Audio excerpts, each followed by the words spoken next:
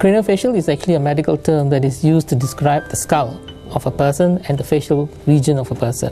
This term is important. It involves any damage to the skull or the facial may involve the role of three specialists: the neurosurgeons for the cranium, the maxillofacial surgeons for the face, and the plastic surgeon. The main objective of this project is to provide a service to the doctors to help them in pre-operative planning. We use technologies that enable us to provide implants that are customized to the patient. Our design, our implants are pretty accurate, and it's always to the satisfaction of the customer as well as the doctors. This service will help our nation actually in terms of medical tourism, because we have received patients from overseas who come to Malaysia for such surgeries, and with this technology and skillful surgeons we can actually promote this medical tourism to the international market.